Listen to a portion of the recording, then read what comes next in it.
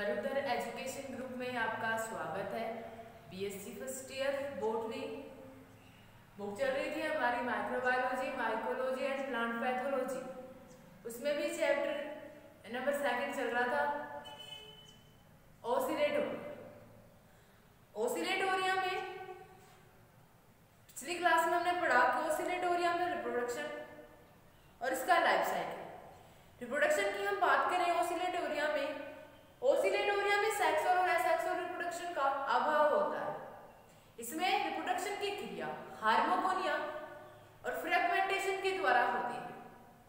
Fragmentation में बताया कि ओसिलेटोरिया का जो तंतु होता है वो खंडों में टूट जाता है। प्रत्येक खंड एक नए थैलस का निर्माण कर लेता है। खंडों में टूटा थैलस 3 कारणों की वजह से, एक तो जलीय तरंगों के कारण, जीव जंतुओं के काट लेने के कारण, और नंबर 3 होता है कि कोशिकाओं के मृत हो जाने के कारण जो ट्राइकोम है या ओसिलेटोरिया का थैलस है वो खंडों में टूट जाता है। नेक्स्ट ऐसे ही बात करी हार्मोगोनिया की कि हार्मोगोनिया द्वारा जन्म कैसे होता है। ट्राइकोम की कोई भी एक कोशिका मृत हो जाती है। मान लो ये कोशिका मृत हो गई, इससे ऊपर वाली कोशिका और नीचे वाली कोशिका इस मृत कोशिका पर दाब उत्पन्न करती है।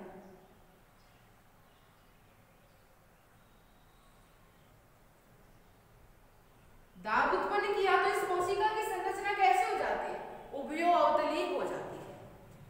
मृत हो गई ऊपर वाली कोशिका और नीचे वाली कोशिका ने इस कोशिका पर दाब उत्पन्न किया, जिसके कारण इसकी संरचना चपटी हो गई, उभयो अवतलीय हो जाती है। कुछ समय बाद में ये कोशिका फूलकर ट्राइकोम को खंडों में तोड़ देती है। प्रत्येक खंड को क्या बोलेंगे? हार्मोगोन। ये हार्मोगोन ओसिलेटोरिया के नए थैलस का निर्माण कर लेता है। नेक्स्ट इसमें टॉपिक हमारा कि economic importance of Oscillatoria.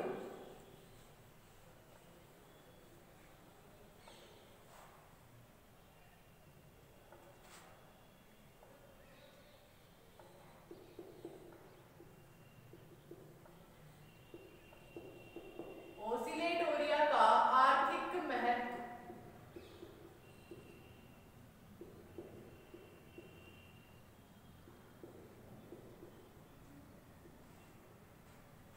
Blue green algae है, जल में पाई जा रही है। फर्स्ट इसका इकोनॉमिक इंपोर्टेंस की ओसिलेटोरिया का मछली या जलीय जीव भोजन के रूप में उपयोग करते हैं। फर्स्ट जलीय जीव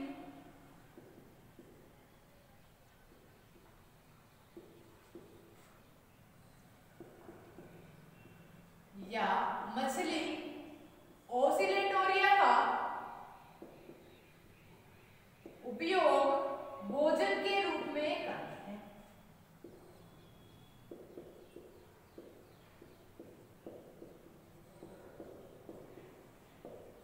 भोजन के रूप में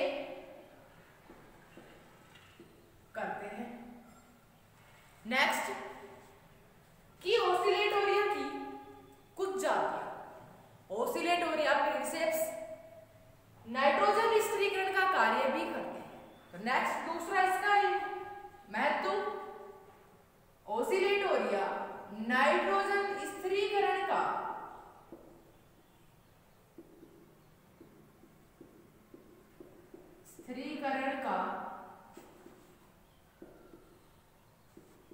कार्य करते हैं। ये तो हुए इसके महत्व। जलीय जीव मछली इसका उपयोग भोजन के रूप में करते हैं। नेक्स्ट की नाइट्रोजन स्थिरीकरण का कार्य भी करते हैं। इसका हानिकारक प्रभाव कि ओसिलेटोरिया जल में है, जल में फैलकर यह वाटर ब्लूमिंग का कार्य करता है, जल प्रपुष्टन का कार्य करता है, जिसके कारण जो वाटर की सप्लाई है वो क्या हो जाती है? रुक जाती है। और नंबर दूसरा कि वाटर ब्लूमिंग की ऑक्सीजन को जल में जाने से क्या करते हैं? रोकते हैं। तो जो जलीय जीव हैं, जल में रह रहे हैं, उसके लिए वो जल क्या हो जाता है, हानिकारक हो जाता है, जिसमें ऑक्सीजन की क्या हो जाती है, कमी हो जाती है। जीवों को जीवित रहने के लिए प्राणवायु ऑक्सीजन की आवश्यकता होती है। तो ये ओसिलेटोरिया वाटर ब्लूमिंग करेगा। वाटर ब्लूमिंग के कारण जल में ऑक्सीजन की क्या हो जाती है, कमी हो जाती है। और नंबर दूसरा, इसी के साथ में क्या होगा, वाटर सप्लाई को क्या कर देती है, ये रोक देती है। तो ये हुआ ओसिलेटोरिया का आर्थिक महत्व और इसका हानिकारक प्रभाव। ओसिलेटोरिया चैप्टर हमारा कंप्लीट हुआ। नेक्स्ट इसमें यूनिट फर्स्ट में number third chapter blue green algae का ही टाइप है, नोस्टॉक।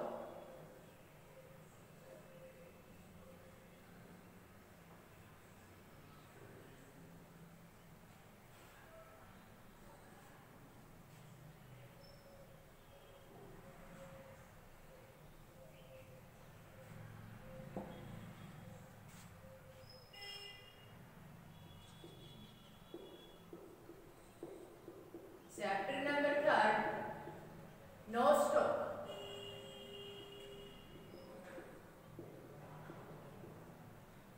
वही blue green algae cyanobacteria group का सदस्य है। ये क्लासिफिकेशन की हम बात करें इसके,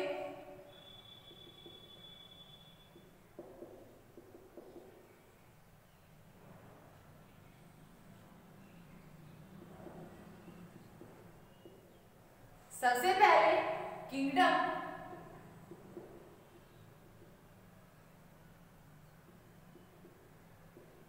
कौन सा है, प्रोकैरियोट।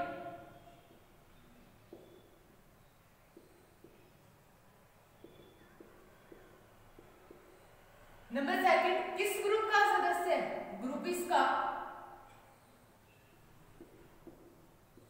साइनोबैक्टीरिया।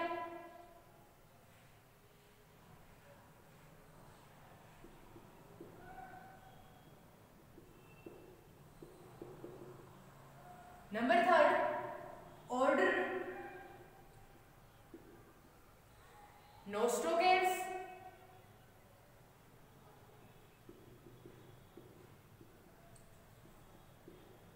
नंबर नेक्स्ट इसकी फैमिली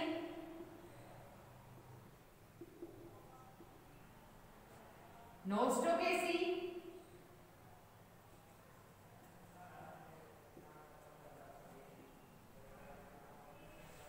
नेक्स्ट जीनस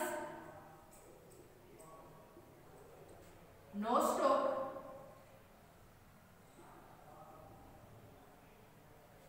नेक्स्ट इसकी स्पीसीज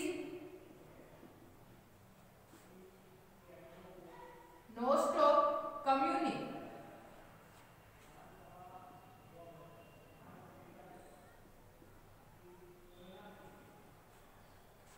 नोस्टॉक का क्लासिफिकेशन की kingdom prokaryote, group cyanobacteria, order इसका नोस्टोकेट्स, नेक्स्ट फैमिली इसकी Nostocaceae, genus Nostoc, species Nostoc कम्युनी।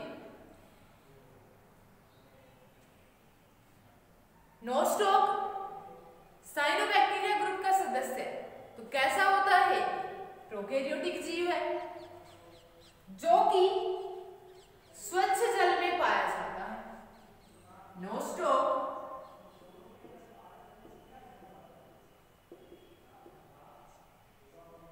स्वच्छ जल में पाया जाता है।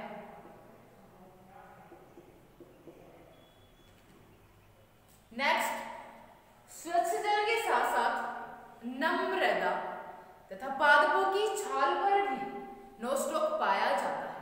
तो नेक्स्ट इसमें अक्रेंस है ये,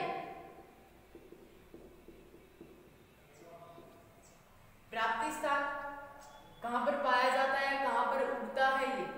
तो नेक्स्ट इसमें नम्र मृदा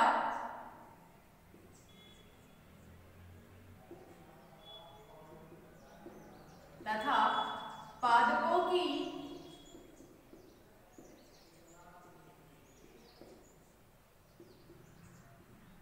छाल पर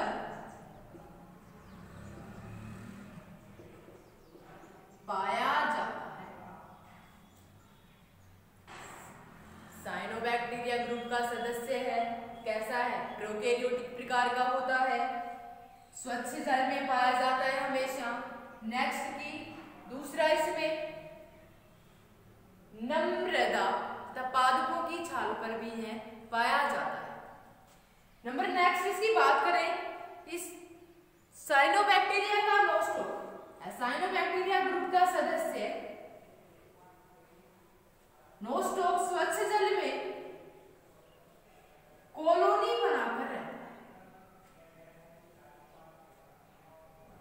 नेक्स्ट इसकी बात करें, नोस्टोक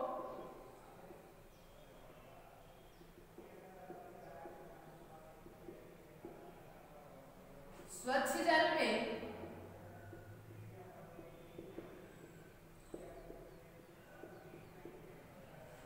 कॉलोनी के रूप में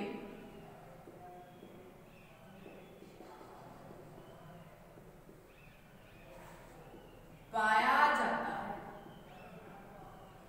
कॉलोनी मतलब समूह के रूप में पाया जाता है। उस समूह में नोस्टोक की संख्या एक या एक से अधिक हो सकती है। ग्रुप में पाया जा रहा है, ग्रुप में भी जो इसका थैलस होता है वो भी ट्राइकोन के रूप में होता है। बहुत सारे नोस्टोक हैं, उनका ट्राइकोन आपस में गुथा हुआ होता है। यह कॉलोनी एक आवरण के द्वारा घिरी हुई रहती है। नेक्स्ट हम बात करेंगे इसमें कॉलोनी श्लेष्मीय आवरण द्वारा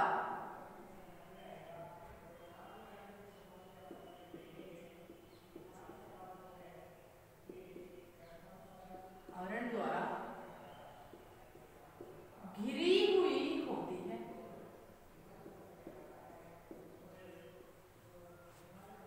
जिसमें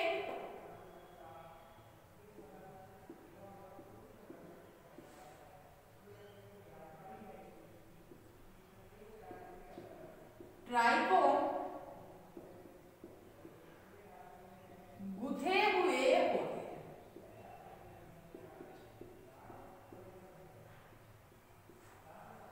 एक ग्रुप के रूप में पाई जा रही है। जैसे डायग्राम देखें हम इसका, यह बाहर की ओर श्लेष्मीय आवरण किसके रूप में पाई जा रही है, ट्राइकोन के रूप में पाई जा रही है।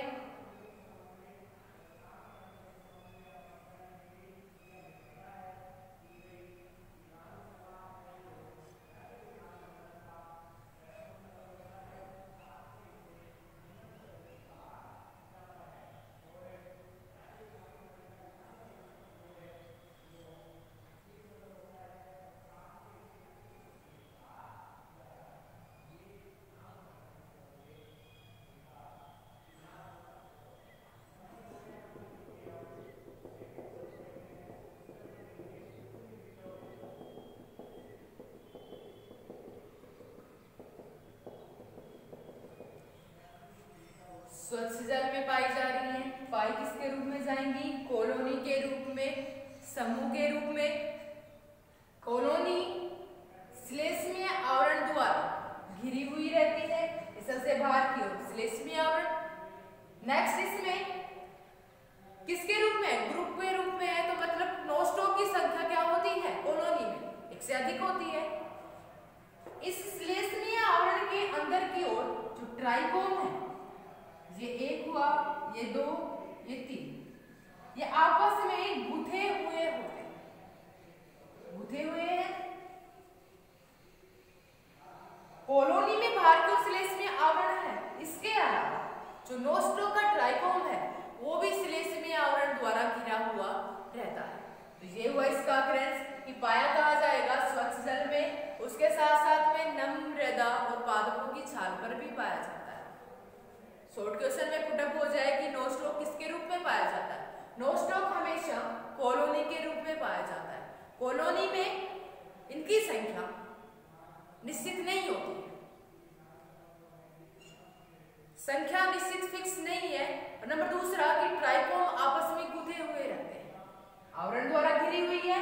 इसके अलावा जो ट्राइकोन है नोस्टोक का अंदर वाला एक, वो भी श्लेष्मीय आवरण द्वारा घिरा हुआ रहता है। ब्लू ग्रीन एल्गी है तो नाइट्रोजन स्थिरीकरण का कार्य भी करती है। नोस्टोक में एक विशेष प्रकार की संरचना पाई जाती है इसके ट्राइकोम में। कौन सी है ये? हेटेरोसिस्ट।